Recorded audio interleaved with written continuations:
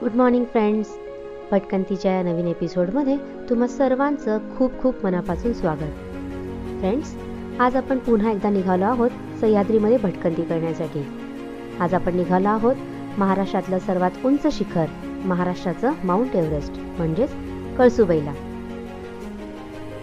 आज आपण जाणार आहोत महाराष्ट्रातील या सर्वोत्तम शिखरावरून दिसणारा मनमोहक आणि नयनरम्य असा सूर्योदय पाहण्यासाठी आणि तिथला सुंदर निसर्ग अनुभवण्यासाठी.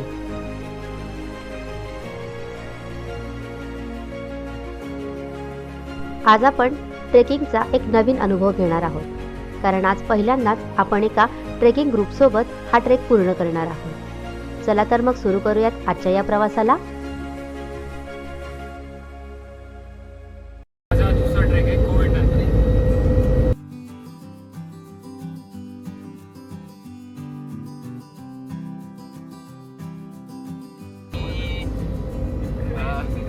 माझा पहिलाच ट्रॅक आहे हो. म्हणजे याच्या आधी छोटे मोठे ट्रॅक आहेत. माझं नाव अनिकेत देरे, मी कोल्हापूरहून आहे आणि हा माझा ट्रेकिंग सोबत पहिला. अनिकेत आवाज येत नाही, आवाज येत नाही मला.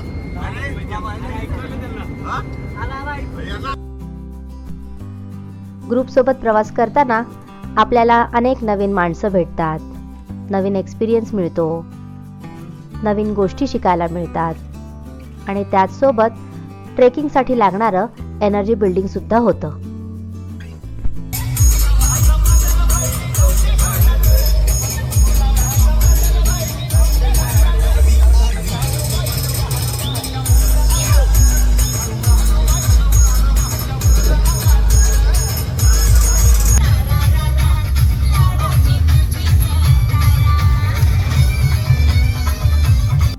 पुण्यातून रात्री 9:30 वाजता आपण आपल्या प्रवासाला सुरुवात केली होती आणि आता पहाटेचे 3 वाजलेले आहेत.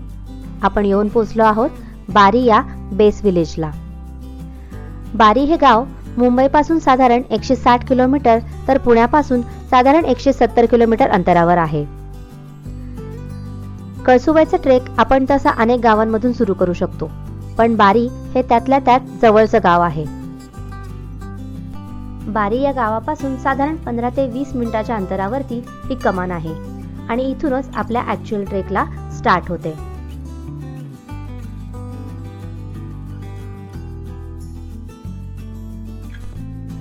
तिथे वरती जाताना खूप साऱ्या पायवाटा आहेत, त्यामुळे रात्रीच्या अंधारामध्ये रस्ता चुकण्याची शक्यता असते. सो तुम्ही तुमच्या ग्रुप सोबतच पुढे एकत्र चालत राहा, म्हणजे चुकणार नाही.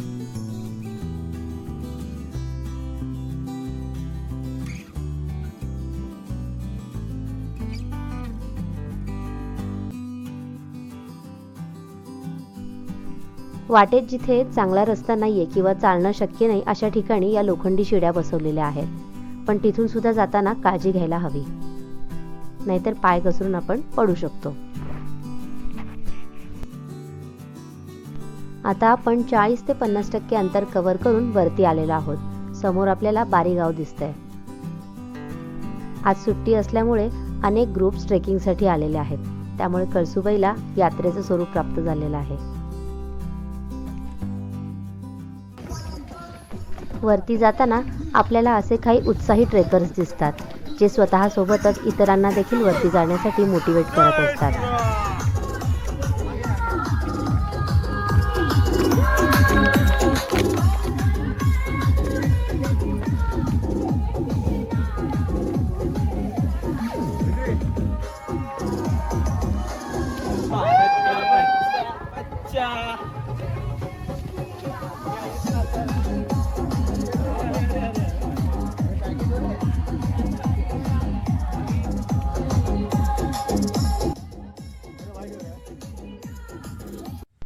वरती येताना आपल्याला अनेक ठिकाणी छोटे छोटे हॉटेल्स बघायला मिळतात. आता साधारण 5:30 वाजत आलेले आहेत आणि आम्ही आता इथे नाश्त्यासाठी थांबणार आहोत.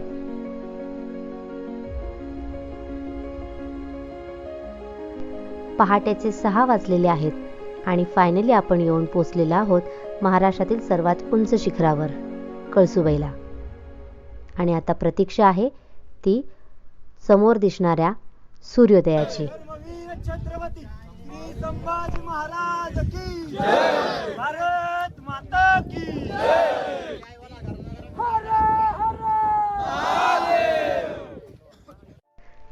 साधारण 1 तासाच्या प्रतीक्षेनंतर फायनली सूर्यनारायणाचं आपल्याला दर्शन झालेलं आहे. त्याआधी आकाशामध्ये सोनेरी रंगाच्या विविध रंगछटा आपल्याला बघायला मिळालेल्या आहेत. अतिशय सुंदर असं सूर्याचं रूप आपल्याला इथून पाहता येतं. महाराष्ट्रातील सर्वात उंच शिखरावर बसून पहाटेचा सूर्योदय पाहणं हा आमच्यासाठी एक अविस्मरणीय अनुभव आहे. Now it's time to click some pictures. आज कळसुबाईची यात्रा जरी नसली तरी कळसुबाईच्या मंदिराला मात्र आज यात्रेचं रूप प्राप्त झालेलं आहे. आज अनेक ट्रेकर्सचे ग्रुप इथे आलेले आहेत आणि इथे फोटो काढण्यासाठी गर्दी झालेली आपल्याला बघायला मिळते. कळसुबाईच्या शिखरावर आपला तिरंगा फडकवण्याचा मोह आम्हाला देखील आवरता आला नाही.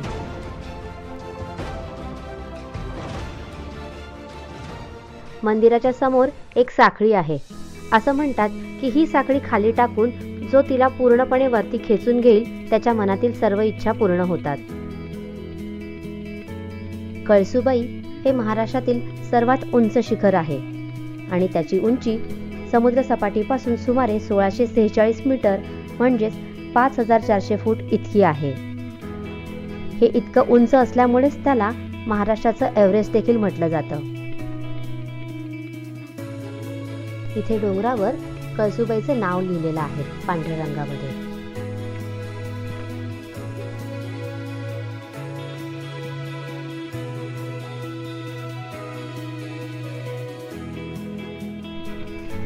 इथून आपल्याला सह्याद्रीची लांबच लांब पसरलेली डोंगर रांग पाहायला मिळते. इथे काही क्षणासाठी असा भ्रम होतो की जणू काही आकाशच जमिनीला टेकलेला आहे.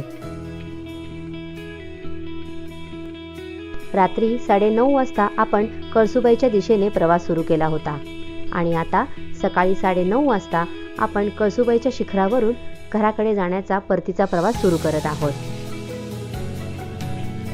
ही कळसुबाईच्या शिखरावरची सर्वात शेवटची शिडी आहे. ही शिडी चढून वरती गेल्यानंतर आपल्याला कळसुबाईचं मंदिर बघायला मिळतं. अशा 3 ते 4 शिड्या आपल्याला वाटेमध्ये बघायला मिळतात.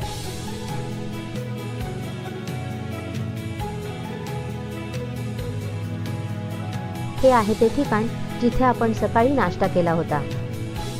इथे जवळच एक पाण्याची विहीर आहे.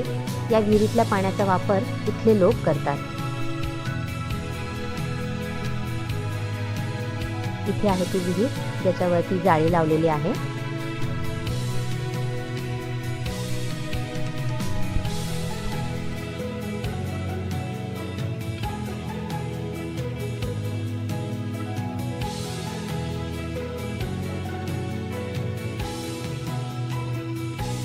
खाली उतरण्यासाठी एकच शिडी असल्यामुळे इथे गर्दी आपल्याला बघायला मिळते, कारण एका वेळी एकच व्यक्ती खाली चढू शकते किंवा उतरू शकते.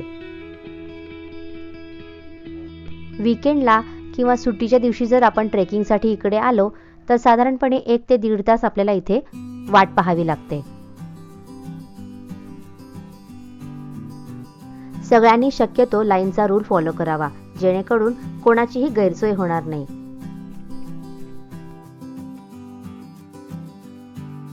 जाताना जसा कठीण होता रस्ता तसाच उतरताना देखील तो थोडासा अवघड आहे, कारण इथे छोटे छोटे दगड आहेत, त्यावरून पाय घसरण्याची खूप शक्यता आहे.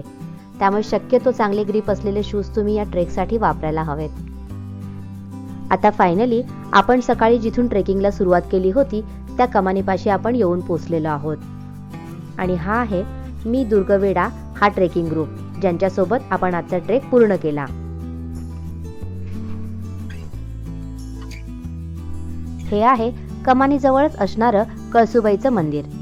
ज्या लोकांना वरती जाऊन देवीचं दर्शन घेणं शक्य नाही असे लोक या मंदिरामध्ये येऊन देवीचं दर्शन घेतात. मंदिराच्या समोरच एक मोठी दीपमाळ आहे आणि एक मोठं वडाचं झाड देखील आहे. या झाडाच्या खाली बसण्यासाठी काही बेंचेस आहेत.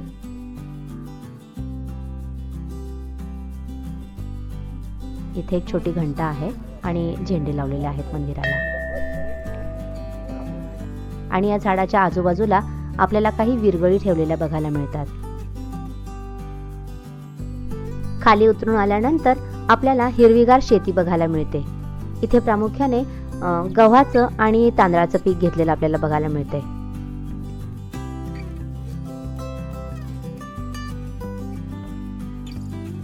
हे आहे बेस विलेज. इथल्या घरांची रचना जर आपण पाहिली तर इथे उतरत्या छपराची घरं आपल्याला बघायला मिळतात. या प्रदेशामध्ये पाऊस खूप जास्त पडतो, त्यामुळे इथे उंचीने कमी आणि उतरती छप्पर असलेली कौलारू घरं आपल्याला बघायला मिळतात.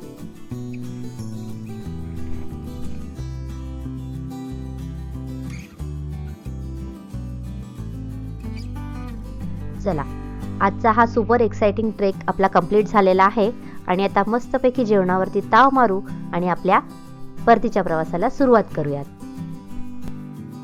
सो फायनली अशा तऱ्हेने आपण आपला ड्रीम ट्रेक कंप्लीट केलेला आहे. कसा वाटला आजचा व्हिडिओ कमेंट करून नक्की कळवा. व्हिडिओ आवडला तर व्हिडिओला लाईक करा आणि चॅनलवर नवीन असाल तर चॅनलला नक्की सबस्क्राईब करा. चला, भेटूयात पुन्हा अशाच एका नवीन व्हिडिओमध्ये. तोपर्यंत बाय बाय.